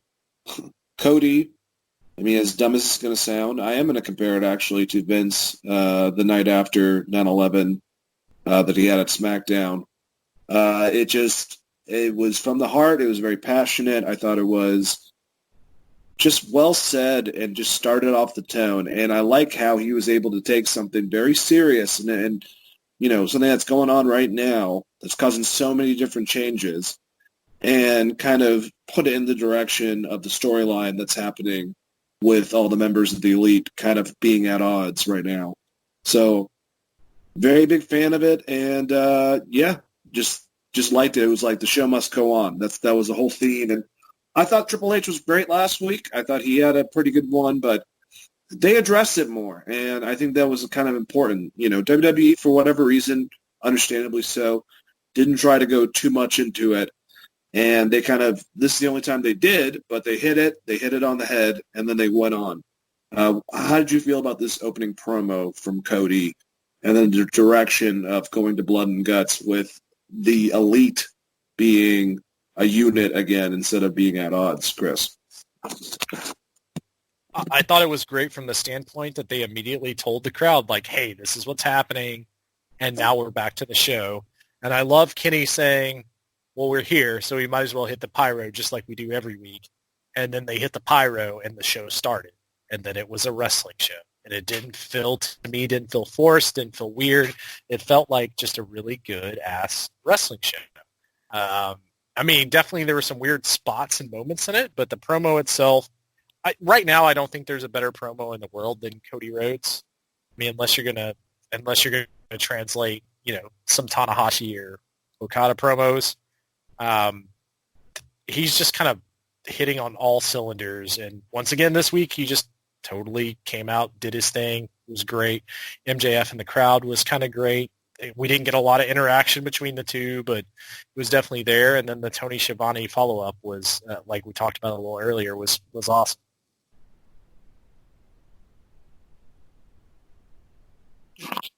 Yeah, that was some very, very good stuff. Hold on 1 second, guys. Had some problems with my phone for some reason. Of course. It's been that kind of night, man. We're like WWE's production team on SmackDown. We have no idea what we're doing. Apparently, man. It won't even. Hold on 1 second. Let me open up a different window. I wish I knew in my head exactly what happened next, but I can't pretend. Well, the immediate thing after was Tony Schiavone interviewing MJF and basically taking bets. All right, I got back. Them taking bets in the crowd and Tony Schiavone kind of shunning it. And then typical Mean Gene, as soon as he thinks the camera's cut away and they're like, "You want a piece of this action, Tony?" He's like, "Yeah, let me get in on that." And then it went back to I can't remember who was in the ring for the promo. There was a female wrestler in the ring, Brandy Rhodes. Yep. I love that part, man, with Tony Schiavone. I thought that was great. I thought, like I said, establishing all the bad guys hanging out together for the hell of it, and gambling, and then Tony acting like he was so high and mighty, and then as soon as Sean Spears offered him to be a part of it, him and MJF totally got him down. He was gambling, like you said, Mean Gene style. And I hope that I like Tony in this role. I love him going back and forth, but I really like Taz. I told you, I don't know if you got a chance to watch Dark, but they're doing a John Madden thing with Taz where he breaks down certain parts in the match and actually highlights it, on screen with like a little white, like chalk thing, basically showing you certain things with the play, like John Madden used to do with football. And I love Tony Schiavone as like the Mean Gene, if you will, for the company. Even though he could do broadcasting with the other guys, but he's great in both roles. Yeah, I'm completely torn because I also love him on commentary just because everything seems so new and fresh with Tony Schiavone. He's like surprised at every movie scenes and is like legitimately excited, it seems like. I guess because he hasn't watched wrestling in a long time.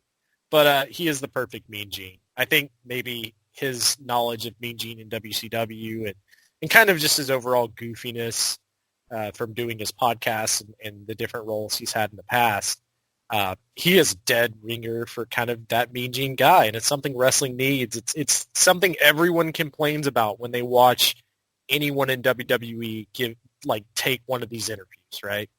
So he sets them kind of apart, and if they just want to do that with Tony Schiavone, I'm perfectly fine with that. Or if they want to rotate in announcers. That being said, I think Taz was phenomenal in AEW Dark, and I thought he was really great throughout the entire night. Him and JR had some really, really funny banter back and forth.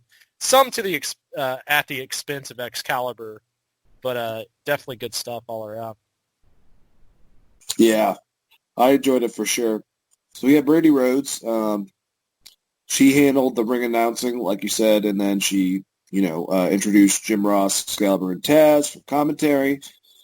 The only thing I got to say about JR, I love JR. I wish that he would stop talking about people that talk shit about him on Twitter, and I swear to God, if I could find those motherfuckers, I would somehow, like a telepathic dick hit for anyone that bothers this fucking old guy for whatever stupid, bitchy reason. Ugh, just be happy. That's all I have to say. But, like many ways, I think it was like a Rio comment happened, and he mentioned, like, she was 98 pounds. He was like, just for everyone that's going to bitch about that on Twitter, that's her actual weight. It's like, JR, just, like, be above it. I hate that he fucking has to throw in there. Sometimes the grouchy old man stuff works really well because he loves Excalibur. He's put him over so many times in interviews. He thinks that he's the future, and, he's just trying to teach them, and they have a camaraderie, but, like, I just, some of that stuff, it's like I wish that he didn't talk about it on air. Do you know what I'm saying? I didn't have as much of a problem with it on this week's show, but I do get what you're talking about. I feel like they were filling space and trying to give, the commentators were saying, ass and shit and damn and stuff this week, and they normally don't do that. So I feel like they were giving them a little more leeway just based on the situation. But yes, I agree with you. To some extent, he should definitely not acknowledge the haters, so to speak. And we will find you, haters, and we will beat the living hell out of you. Jay and Silent Bob, Strike Back style, I swear. Anyways, we had a match between the Lucha Brothers and the Best Friends. Orange Cassidy sat in on commentary. He gave a lot of stuff and pointers for the match and hit no hands dive on the Lucha Brothers at some point from the stage while the ref was distracted. The Bros won the match. The Lucha Bros, I should say, won the match with the top rope double stomp package pile driver combination. After the match, Chuck Taylor challenged the Lucha Bros to a street fight in a literal street or parking lot. I'm very happy that he was, very specific with the request. But I like this. They mentioned that Pac couldn't make it over here. He's obviously stuck in England. So, the Death Triangle, as cool as that was to start off with, it might be a little bit hindered due to that. But, what the fuck? What are you going to do? But I like this match. I really like the part where instead of the Best Friends hugging, they went and, rubbed elbows. I thought that was kind of charming stuff. But I like this match. I thought the Lucha Bros, for being usually just coming in, from AAA after doing a million matches and doing whatever that happens, they were very crisp in the ring. And yeah, it was fun. How'd you like this match, Chris? I thought the match was very good, and Lucha Brothers actually tagged in and out. And they kept Pentagon on the apron for forever at the beginning of this match, so no one can yell about Lucha Brothers not tagging in and out during this match, at least in my opinion. I thought it was very good. I liked the spot where Orange Cassidy came out and sat at the announcer's booth. Well, Orange Cassidy doesn't talk, so he just put the headset on and kind of chilled for a while. I like a little bit of the involvement from the crowd. MJF getting mad when no, it wasn't MJF. I can't remember. Someone getting really happy when the Lucha Brothers won on the heel side, so they were still playing up the betting angle and started pouring more wine after the match. The match itself was really good. And I thought Chucky T was pretty decent on the mic. I think that's the first time we really heard him cut a promo, at least in AEW that I recall, or at least a big part of the promo and doing the call out for this street fight. And I think the street fight's a good idea because, like you said, if you're going to be in an empty arena using your settings and those different things, like fighting in the parking lot, it does make a lot of sense and plays into people's imagination a little bit. So I'm kind of excited for that. Yeah, man. What followed it was another awesome match, I feel, between Hikaru Shida, Penelope Ford, Riho, and Chris Statlander. For anyone that watched AEW Dark, you should know Penelope Ford got a huge win over Riho, which is the reason why she was propelled in this. And then you have, I think Riho's still second, Shida's third. I forgot the exact rankings now because of that win with Ford over Riho, but just a fun four-way match.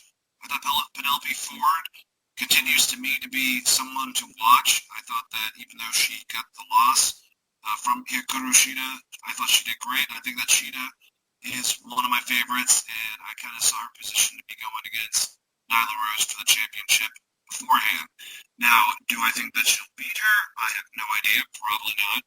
But Penelope Ford was awesome, and afterwards, Colt Cabana was interviewed at ringside and said that Penelope Ford would be doing a lot better if she got rid of her, her current boyfriend. Well, since no one's in the fucking arena, Sabian took offense, and he and Cabana went back and forth until basically Cabana, pie-faced him, gave him a nice slap, and Kip Sabian kind of went off like a douche. And I guess we're going to have a match between Colt Cabana and Kip Sabian in the future. Interesting stuff.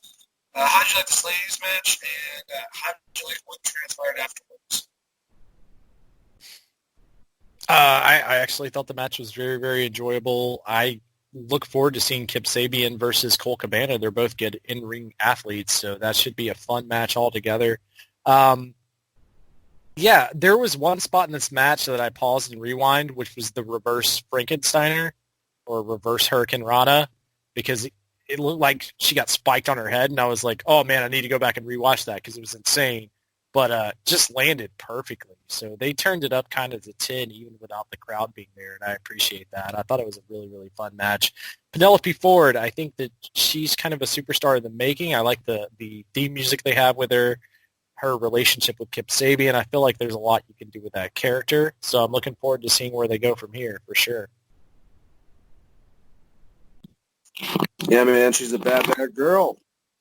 All right, we keep on going, and John Moxley was interviewed in the parking lot about how he's not medically cleared to be in the arena, and how it doesn't matter, wherever the, what are they called? Whatever Chris Jericho's group is called. Wherever The they Inner are. Circle. God damn it. Hey, it's okay. Chris Jericho fucks it up later on as in the Elite, so I'm fine. But yeah, wherever they are, he will be, and then he drove away in his Ford GT. But what does this mean? Why medically cleared? What the fuck is that? I mean, what the hell does that entail? And, now finding out that Matt Hardy later on, spoiler alert, is going to be the other person, and then Kenny should be healed up by Blood and Guts. Where is his involvement, and why is he still after the Inner Circle? All questions I have for you, Chris. What do you think about Moxley? What the hell does medically cleared mean, and what's his involvement in Blood and Guts, if any? Oh, man, I don't know what it means to be medically cleared if you're John Moxley. I mean, John Moxley is a crazy man, so he could just show up, or they could add additional people to that match, heel team and babyface team. Maybe they add the Inner Circle in there and throw like Darby Allin and Matt Hardy and John Moxley in there, and they make it bigger than it actually is. I think there's a lot of things you could do. I mean, I saw Jake the Snake sitting with MJF in the night, and obviously cutting that promo a little later on Cody Rhodes. Maybe you just get like a big ass brawl out of it. I don't know. I mean, AEW's been pretty decent with their booking as far as where they go, even though the Luke Harper thing a little later I thought was a weird addition, but not bad by any means. I thought he cut a really good promo, just not what I expected from that storyline, but I'm looking forward to seeing how it plays out. And yeah, I don't know. That's a good question, Dane. I don't have a 100% answer. I guess my gut feeling would be like you have two rings in a giant cage. You just add those guys in and have a really big-ass show. Yeah, I have no idea. It's very weird. He has involvement in this. He's talking about Blood and Guts. I don't know why he's not medically cleared to be there. It's all a lot of strange stuff. Sure, we'll find it out. There is a possibility that even though Kenny says he'll be fine by then, maybe they might swap him out. Maybe Kenny gets taken out backstage beforehand. They could figure out something. But I feel like so. I mean, you have two. Well, yeah, you have two things with the Elite. You have, what is it, Nick, that just had a child, and you have Omega with a broken hand. So he could just be a substitute that they're building towards, and then he could just demolish someone after the match. I do like him driving off in the stolen car again, though. That's still fucking great. He's cruising around in that. That must be like Tony Khan's personal car. That's that's my guess, because it doesn't seem like a very John Moxley purchase, considering he continuously talks about how he's been driving the same truck for like 7 years. Yeah, fucking funny as hell. Just attention to detail, man. All right, so Jurassic Express, Luchasaurus and Jungle Boy went against the Butcher and the Blade. No Bunny tonight. No, whatchamacallit? Oh, man, help me out, Chris. Little mini guy. Marco Stunt. My guy reminded me of Marco Stunt. Sorry about that, guys. They weren't there, but MJF paid off the Butcher and the Blade before the match. and was yelling orders at them and, to do their finisher later on, which would distract Jurassic Express and set up a combination flapjack and cutter from the Jurassic Express, giving them the win. I love that part where MJF was like, because they've been his like hired mercenaries, and now he's like betting stuff. So he's won this money, and he's trying to pay them off to take those guys out because he doesn't like them, and especially with all the bullshit that happened last week. And because he's so fucking arrogant and is calling them to do their finisher, and they get distracted, they lose. But good win on Luchasaurus and Jungle Boy. Thought both guys looked great. And yeah, thought it was a good match. How'd you like it, Chris? I thought it was a really good match. If I had to point out one glaring thing, which I think the commentators tried to clear up, there was supposed to be a suicide dive spot after that finisher to take the guy out for the pin, and he didn't get back up. So my guess was they were just being really quiet in the way that they talked in the ring because it was an empty arena. That's my guess. And then that spot just didn't happen. So you had this weird little thing where like Jungle Boy went to do this running splash and no one was there, and he was like, "No, I'm good." And just kind of like went back in the ropes. He's like, it wouldn't make any sense for me to just suicide dive into nothing. So no, I'm good. Which at least he was smart enough to look before he just leaped, because that guy was like totally there. So he just like kind of takes a powder to the outside of the ring, gives him like one kick, and then gets back in the ring.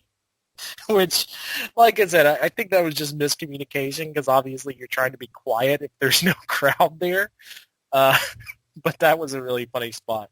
Now, not to make fun of Jungle Boy, but I did poke fun at that spot, but he hit one hell of a cutter. That cutter spot with him and Luchasaurus was awesome. I like the match. Butcher and the Blade looked really good in this match, as well as as a dominant force tag team. And now you could even set up like them pissed off at MJF and Wardlow, and that could be a fun like big hoss match with MJF being chicken shit most of it. So some good stuff all around. Yeah, I agree. I kind of hope they go in that direction. It would be nice to see Wardlow in the ring. And big fan of Andy Williams, guitarist from Every Time I Die. Big fan of his band. I didn't realize it would become this hulking, old school looking, wrestling villain now in the ring with the Butcher. Definitely like him and Braxton Studders with the Butcher and the Blade. They're doing good stuff with something I definitely thought very less of beforehand. And actually, speaking of which, something I thought very less of was the Dark Order. Well, Evil Uno, I should say, came out to reveal the identity of the Exalted One. And he was basically in the ring talking about this. He had his minions and everyone. The other guy that's with him all the time, I forgot what the fuck his name is. He looks like Sagat from Street Fighter with the beard. But... Sorry, I popped for the Street Fighter jokes.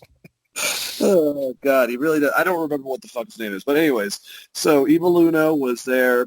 Christopher Daniels started laughing, heckling from the audience. Him and Frankie Kazarian said that there was no Exalted One, going back to the stuff recorded with Christopher Daniels farsing the whole entire Dark Order thing the week before.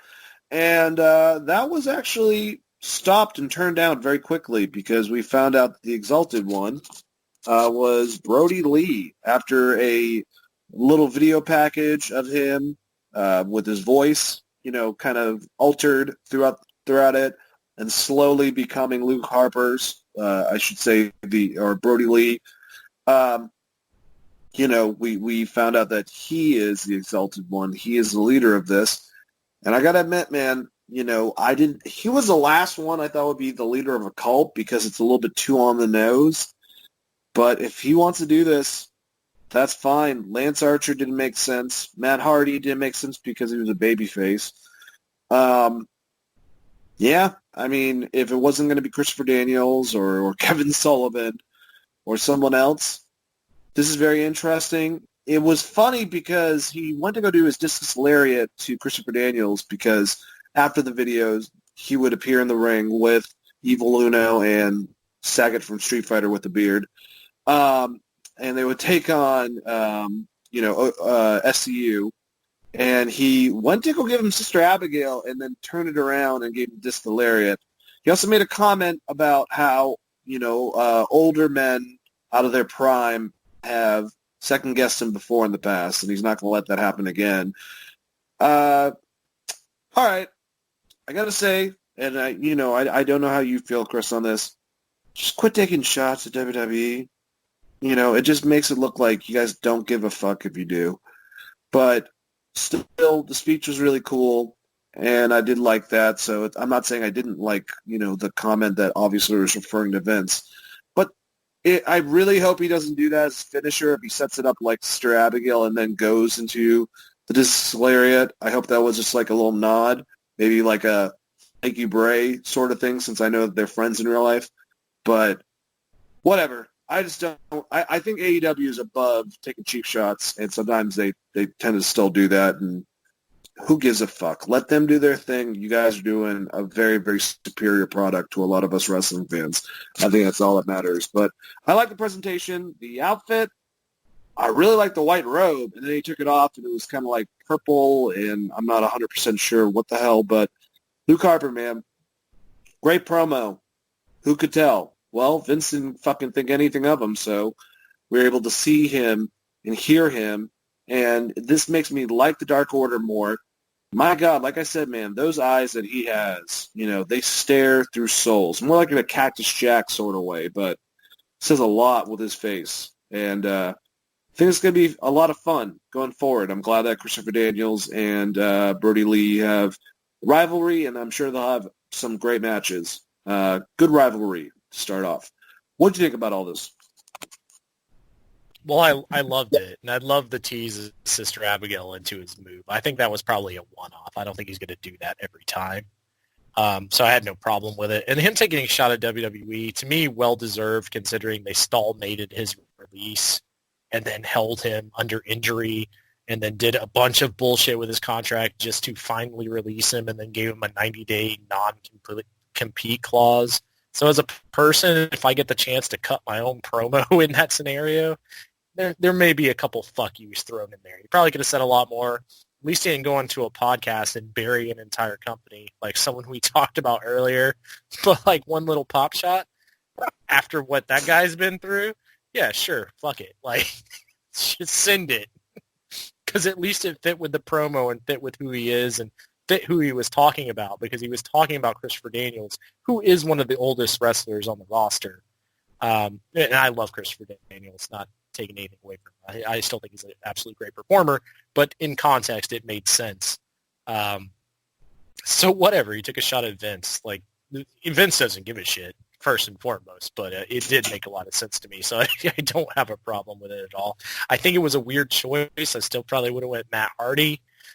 Just because, like, even Matt Hardy as a heel, like, yeah, the fans get behind it, but the Dark Order is not necessarily a heel group anyways. They're kind of like this weird tweener thing, depending on how you feel about the Elite and some of the other groups that are there with the way they're packaging them.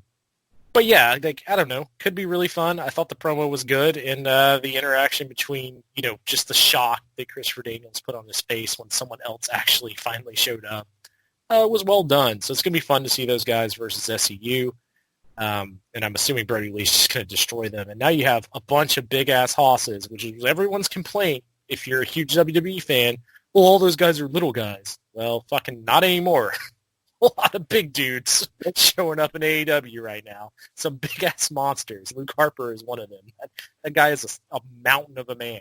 Just like in comparison to everyone else that was in the ring, dude's huge. Yeah, I agree. I just think that the only thing I will have to say about making comments about WWE, which it does happen kind of frequently, and I just think that they're above it, and they don't have to, resort to making a comment that in a roundabout way is a little bit of a shot.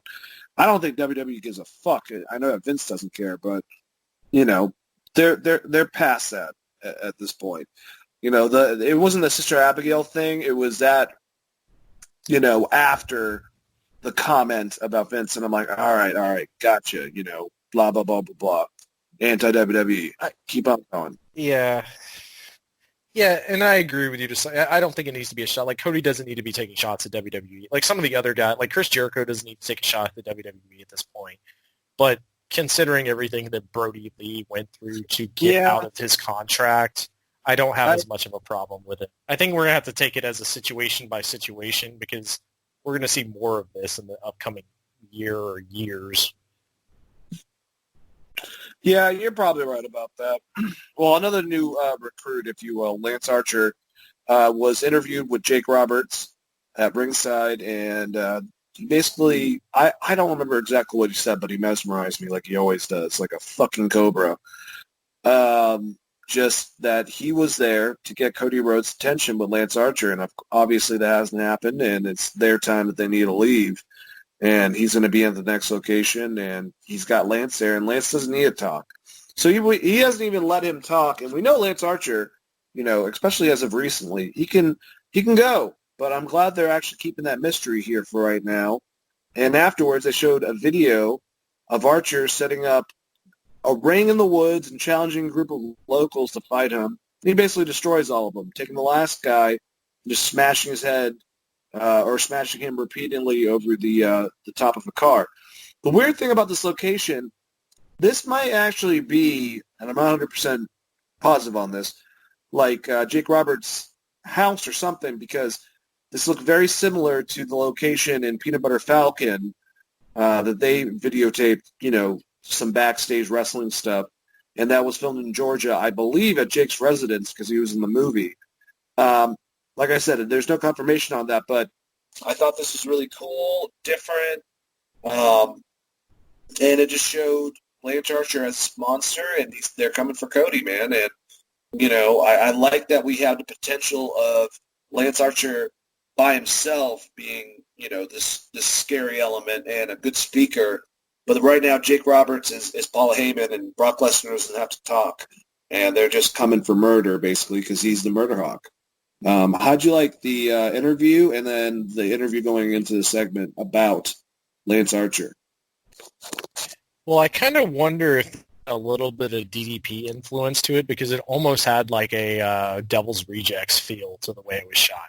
I don't know if that makes sense to you, but like the way they shot this weird fucking wrestling ring where people might die and Jake Roberts is just looking on and happiness as Lance Archer destroys these fuckers. It definitely had like a weird, almost a horror movie type feel to it. I kind of like that, and I liked Jake's promo once again. It's great. Yeah, it's a good promo. And the only reason I say House of Thousand Corpses, obviously DDP was in House of Thousand Corpses, so drawing inspiration from that would make sense. It does look like somewhere in Georgia. That's the first thing my wife said as well. She was like, that looks like Georgia, because she looks at everything from a film aspect. So like maybe Jake's backyard or DDP's backyard or somewhere here. But yeah, just entertaining altogether. Look forward to Lance Archer. I thought he was great. Like I said in G1, I thought he had some really good matches over in New Japan, and seeing him come over and work with Cody should be really entertaining. Yeah, I agree with you, man. Yeah, God, they've gained some awesome wrestlers, I think, as of recently. I will ask you, have you seen the Peanut Butter Falcon with Shia LaBeouf? Really fucking awesome movie. A lot of stuff involving wrestling. Mick Foley's in it. Jake Roberts is in it. Really looked like it was the same exact setting. I just didn't know. I haven't talked to you to see if you watched the movie. So Peanut Butter Falcon, and if I'm wrong, just go ahead and correct me. This is where Shia LaBeouf plays his dad, essentially, who's an alcoholic, and they're living in that motel. I forgot the name of that movie. It's not Peanut Butter Falcon, but it's some weird wording that's very similar to that. Peanut Butter Falcon's the movie that he did with Dakota Johnson, where a mentally handicapped child is living at an old folks home for most of his life because his parents died, and he's obsessed with wrestling and wants to get trained by his favorite wrestler, and ditches it and like kind of meets Shia LaBeouf, and they have like a Huck Finn adventure trying to find this wrestling camp. It's actually a really, really good movie. Okay, so I'm gonna go ahead and say no. I have not seen that. I thought you were talking about the other Shia LaBeouf movie, which is like a really depressing movie, but also really, really fucking good. Yeah, that was a really good movie too. I can't remember the name of that. It's like something. Man, this is gonna come to me later on tonight. I'm just screaming out my dreams. All right. I, Well, I, I will say it's a very weird coming of age story if you grew up in kind of a shitty household, which I could relate to some. So it was a very intriguing movie. and they don't have it listed. I'm actually like, I got to know the name of this fucking movie. It was a great movie. Um, American Honey. There you go. Okay, yeah. Yeah. So, yeah, sorry, not Peanut Butter Falcon, but check out both those films. I'm going to check out Peanut Butter Falcon now that I know what it's about. You'll love it. You'll love it, man. I think that you'll definitely dig it. Your wife will dig it too, I think. All right, so the last match was the Inner Circle, Santana Ortiz and Jack Hager with the Sammy Guevara at ringside, with the Sammy Guevara, I should say, at ringside. They went against the Elite, Cody Rhodes, Matt Jackson, and Hangman Page. And I love this. Inner Circle comes out. We already talked about this earlier. Afterwards, Chris Jericho comes out. His music. He goes to the commentating booth, and Sammy starts with the microphone singing the words to Judith. And the only problem is he doesn't know all of them. So him and MJF are trying to sing the song together. And it goes to Chris Jericho, and I swear to God, he was trying to keep character, and he started laughing. And I was laughing hysterically. It was pretty fucking funny. I love that Adam Page came out and it said Adam Hands Wash Page. That was pretty funny. And during his entrance with his Chiron reading social distancing since November, at one point in the match, Cody threw Ortiz into MJF at ringside, which got Cody choked by Wardlow after he attacked MJF, and Wardlow attacked by Arn Anderson. Jackson and Page went for the Young Bucks Indie Taker, but Page was pulled off the ring apron by Hager, and Santana rolled up Jackson to win the match. The Inner Circle will now gain the advantage at Blood and Guts match, and whenever that actually happens. Before we go to the ending, how'd you like the match, Chris? I like the match quite a bit. I love Sammy Guevara. He grows on me week after week. I thought this was a really funny way to utilize not having a crowd. The commentary on top of it was great from Chris Jericho and Taz and Jim Ross. Just a lot of fun just going into the match. And the match itself setting up this feud going into Blood and Guts I thought was really good. I will say I like the idea of the heels having the advantage. They always have the advantage in the old war games, which the advantage is basically a 2 versus 1. So, and being able to pick who goes out first, etc. So, it makes sense in the style of the match. So I was completely fine. Kind of figured that would be the way that they went. The more intriguing aspects is like, is Kenny going to be healed? Like, what are they going to throw in there? And I guess that kind of takes us up to the end of the match. And by the way, Dane, we're not hard cut at 2 hours, so talk about whatever you want to talk about, and then we'll send it out. All right. Good. I wasn't even paying attention to that. So I'm glad that you said that. Yeah, and with Chris Jericho, definitely recommend, if you guys get a chance, check out his last 2 shows. He had the doctor, I forgot what his name is, that knows a lot about information. He's a Canadian doctor. He was on Wrestling Observer talking to Dave Metzler. But interviewed for details and going on with the corona epidemic. Great interview. Learned a lot from that. And then also before that, learned a lot about Excalibur and his past with PWG, helping starting that up with Super Dragon and Joey Ryan and a couple other people. And just good stuff. I don't know, you talking about Chris Jericho and commentating made me realize that. But anyways, after the match, Chris Jericho had a promo, and he said that he's banning fans from all AEW events going forward until he says so. As Jericho was bragging about how the Inner Circle will dominate the Elite, a drone, Vanguard 1, flew into the arena. Everyone was like, what is that? What is going on? And, of course, a lot of us fans that know what that means were excited. We heard some music. It sounded like Miss Rebby Hardy and her beautiful playing of classical stuff. on the piano, and Matt Jackson revealed that Nick Jackson's spot in Blood and Guts will be taken by Matt Hardy, who appeared in the stands, just as crazy as can be, like the Phantom of the Opera. And that was the end. And I thought it was awesome. I thought it was a lot of fun and a good way to end the night. And another surprise. I don't know if they kind of crammed them to kind of keep people on their toes just in case, with Matt Hardy getting revealed the same night with Luke Harper. But awesome. I thought they did a great job with the show. They really did. A lot of fun. I was kind of aggravated, but I understood with NXT doing a neutral week. I thought it was a good week to kind of ramp it up, but I think that's also partially because of Vince and looking at his two shows and looking at NXT in the same exact venue and for whatever the fuck reason saying, just do some video packages. Whatever. I'm sure we'll have it back next week with a full show. Looking forward to it. And I just thought AEW was great this week. I hope they get some good ratings. What did you think about the ending with Matt Hardy, and how did you like overall this episode of Dynamite? Well, I love Matt Hardy, and I've been watching his 10-part series on YouTube, which was really great, bringing up King Maxwell. Obviously, the family's going to get involved. I guess Nick is going to take time off.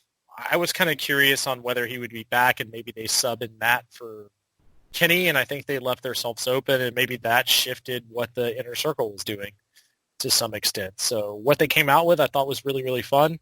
Love the piano music, obviously. Love Matt. I think it's going to be great to see Matt Hardy have open reign again a little bit with his character and what he's able to accomplish and do. And I would assume that Jeff would follow suit, which will just add another great layer to AEW. And if Matt has a really good showing, if it ends up being Matt and Chris Jericho at the end of this thing and Blood and Guts, people are going to lose their fucking minds for the right reasons. NXT, if you're going to do us a nothing show and just give us video packages, please, for the love of God, just film Matt Riddle and Pete Dunne doing things. Like, just go ahead and make one of those WWE, like, buddy comedies with Matt Riddle and Pete Dunne. Shit out of that. Because everyone will watch the shit out of that. You can put some matches in there, but give us just all of those. Like, all of those promos have been great. Do more of that. I mean, that kind of sums it up for me, Dane. I don't have any other thoughts on the wrestling world except for hopefully this stuff settles down before Wrestle Kingdom, which they've postponed and pushed. I'm very excited for. I mean, Naito is going in as champ. Man, Oh, you mean Dominion? Yeah, Dominion. Sorry, not Wrestle Kingdom. Sorry, Dominion. Yeah, so we'll see what they do. I mean, I know Stardom's been running shows, Empty Arena. Exciting stuff. Let's say that as far as Cross the Ocean goes. And like I said, it's obviously support your indie wrestlers if you're a fan. I actually purchased a Session Moth shirt today. Don't be a fucking weirdo either. Don't just start sending indie female wrestlers ask for nudes. I've seen some of that going around, and like, oh, fuck you. Don't be that person. Don't be a dick. Yeah, just don't be a dick. Be kind to one another. Repeat that from last episode. But yeah, man, I got nothing else unless you have something else you want to spit on this show. No, man, so let's call it a night. Thank you guys so much for listening to another amazing episode of Wrestling Geeks Alliance. Sorry for the format. If you guys like listening to us live, we had some issues with Blog Talk, but we were able to pull it off. So wherever you get this, we appreciate it over here. Given how much stuff happens Friday night for SmackDown, we might do a show Saturday at noon, but don't get mad at us if we decide to take an off day. But we will be back. We're going to start doing some different stuff, like I said, because of the lack of, stuff out there. So look forward to that. And as always, thank you so much, brother Christopher A. Patton. Say goodbye to all the good people and give whatever plugs you got to do.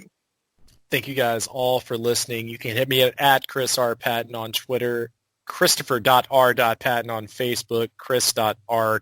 Patton on Instagram as well. Check out my hockey podcast. If you guys like hockey, we're doing some weird, interesting things over there as well. We're talking about some all-time teams.